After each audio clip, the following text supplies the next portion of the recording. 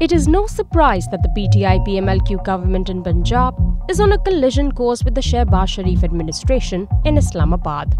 On Saturday, police raided the homes of two PMLN leaders from Lahore, Ataullah Tarar and Rana Mashood Khan, who have fled to Islamabad over the violence in the Provincial Assembly during April's vote for Chief Minister. Interior Minister Rana Sanaullah too has been threatened with arrest if he enters Punjab for ordering a crackdown on PTI supporters trying to reach Islamabad for the May 25th Long March. The Punjab government has made its intentions quite clear. It will do anything and everything in its power to undermine the PMLN in the province before the next elections. Meanwhile, Hamza Shehbaz has left for London for an indefinite period. However, it is also clear that the PTI has understood that it cannot compel the PMLN-led coalition to announce early elections that former Prime Minister Imran Khan had been demanding ever since his ouster. Otherwise, the PTI would have asked Mr. Elahi to dissolve the Provincial Assembly to force the coalition's hand.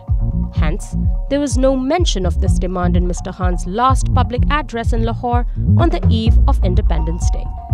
Yet, it doesn't mean the PTI-PMLQ alliance will not use its control in the country's political heartland to contain its rivals' clout in Punjab, advance its agenda ahead of the elections, and undermine the federal government to force its collapse. No wonder several PTI and PMLQ leaders have warned that their government will not hesitate to arrest PMLN Supremo Nawaz Sharif if he decides to return home to lead his party into elections.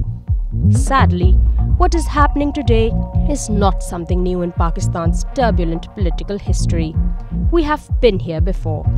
PMLN leader Nawaz Sharif owes his rise to his confrontationalist politics.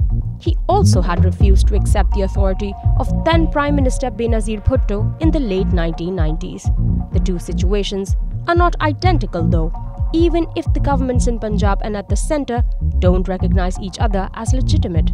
Unfortunately, the provincial government's hostility towards its opponents and its use of high-handed tactics against them will deepen political polarization. We may see tensions between the two sides intensify beyond the war of words in the coming weeks and months.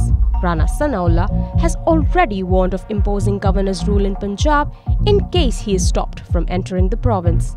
This might have been just political rhetoric. Still, it does indicate that the country may be headed towards an ugly place if such threats come to pass. The question is, can people and the country's fragile economy afford another political crisis due to the Punjab centre confrontation?